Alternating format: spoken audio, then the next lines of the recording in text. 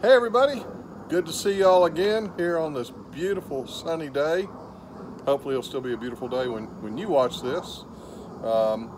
Here to introduce this is October, isn't it? October wines of the month. First of all, we're going to start right here in the state with Flying Fox Vineyards. And I have a closeness to these folks. When I was teaching the wine class at Virginia Tech, one of the young ladies that was studying enology there under Dr. Bruce Auckland, who's one of the world's foremost authorities on wine, she sat in on the class and gave me some pointers a few times. Emily Pelton, and she is the winemaker. Her family owns Veritas Vineyards, and they also, her and some friends, I guess, have Flying Fox Vineyards now, and they make just stunning wines. Not stunning Virginia wines, stunning wines, period. They're wonderful.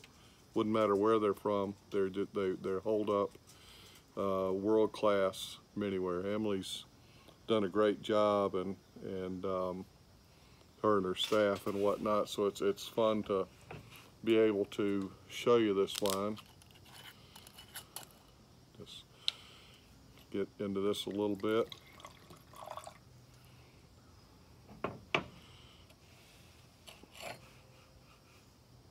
So this is Flying Fox Pinot Gris. Pinot Gris and Pinot Grigio are the same grape.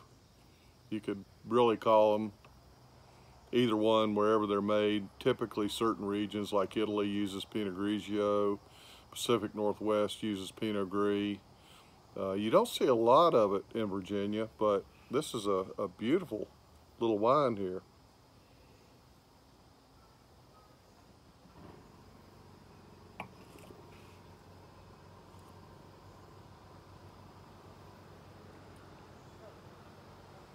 Wow, rich and crisp at the same time. Go ahead, I think, yeah, 2019's the vintage. Nice current fresh vintage on this. So this is a light wine. I don't know if you can see in here. This is not a wood wine, or it certainly doesn't seem like it to me. It's got a vibrant, pardon my lack of great descriptor words, I'm going to call it kind of a crisp, almost tart fruit nose in a very nice way.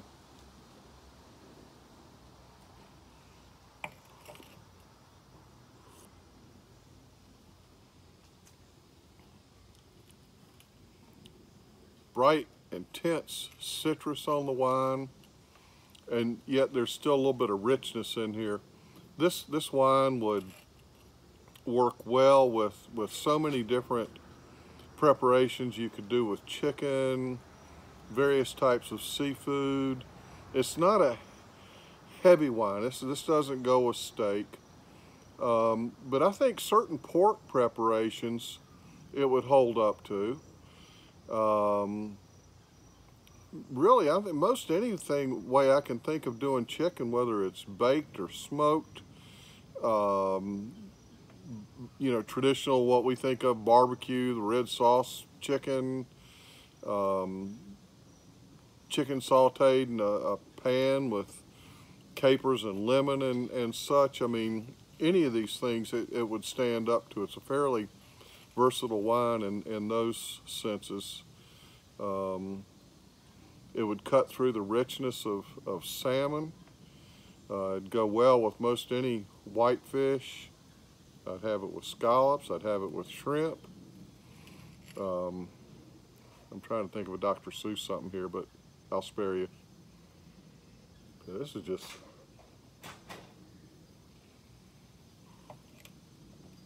that's just smack down delicious right there.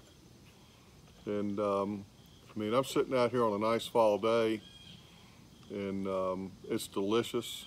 If this was one of those really hot summer days that wasn't that long ago, it would be providing that crisp, delightful cut to the heat kind of thing. Yeah, this is wonderful.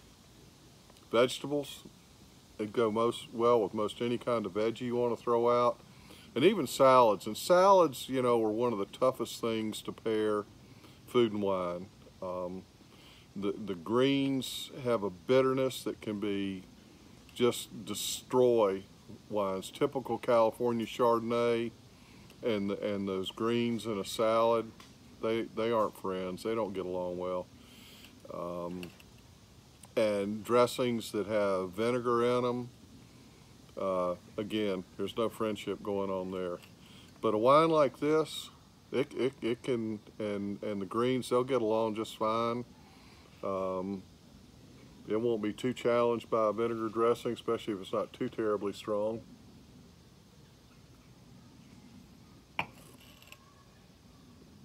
Yeah, I like you, buddy. We can be friends here. Now, the next wine we're going to go to, when I was coming along in the wine industry, one of the gurus, or whatever you want to call him, Michael Broadbent,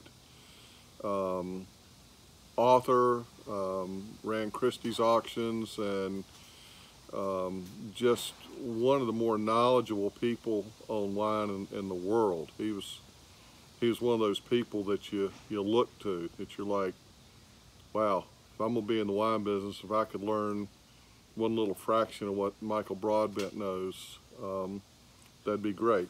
This is not his wine, but it's a wine that his son, Bartholomew Broadbent, imports, and he has become a fairly leading importer. He's an authority, one of the leading authorities, acclaimed now with port and Madeira. And this wine happens to be from the Duoro region in Portugal, along the Duoro River, and it's made with, we'll go to my cheat notes so I can tell you the grapes that are typically used in port production. And but this doesn't taste anything like a port. All right, I can see already typical of what I would expect from wines from this region. This is a dark, gosh, look at that, rich, inky, garnet, purplish kind of wine. No, I didn't graduate color class either, but it's okay. Work with me here. So, on to the cheat notes here. This wine is made from, and I'm sure you all know these grapes well, Touriga Nacional, Tinta Roriz, Tinta Barroca, and Touriga Franca. Yeah, and they're grapes that most of us haven't been real familiar with unless you've been paying attention, looking what's been producing your port or having some other Portuguese wines like this. I've always really enjoyed Portuguese wines as there are from a number of places, but these tend to be good values for what they deliver. Yes, indeed. Hello, friend. Thank you. That's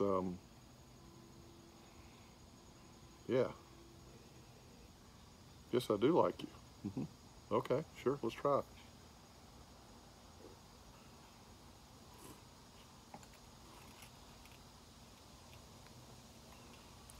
Well, now, this wine, it's got to be young. I didn't even look at the vintage earlier. 2019 as well.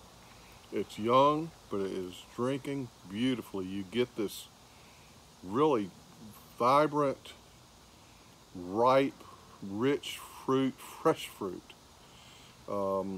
This is not a wine that's showing barrel age or bottle age. This is a wine that's all about this wonderful fruit. I'm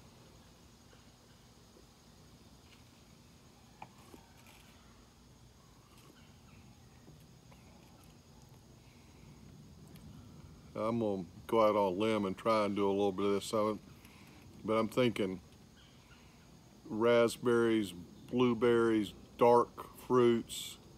It might have some really dark, rich cherry flavor to it, but delicious fruits.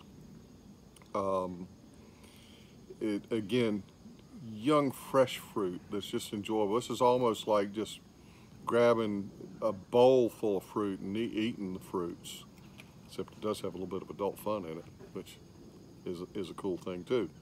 So this is wonderful stuff, and yeah, this could go down easy.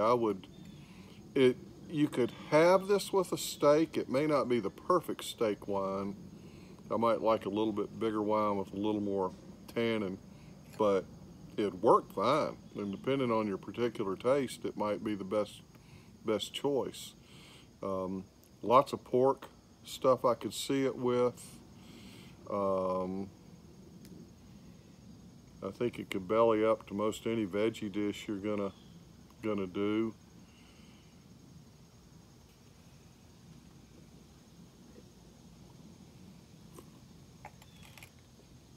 Seafood, stay to the heavier side, you know. Talk about a grilled tuna or swordfish maybe. It's up in that range. A little bit of tannin here. The tannin's that mouth coating feeling, but they're not real heavy. They're rich enough, but they're not those really young tannins that just aren't enjoyable until they've calmed down. Now this bottle's ready to drink right straight from the get-go. Yep, just delicious stuff here. Pardon me, I gotta finish this.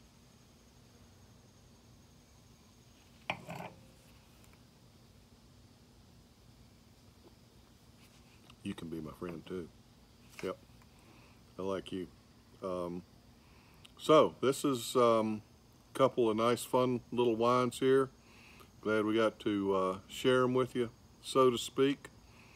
Everybody keep doing well, stay safe. We appreciate all of you and your business, and cheers.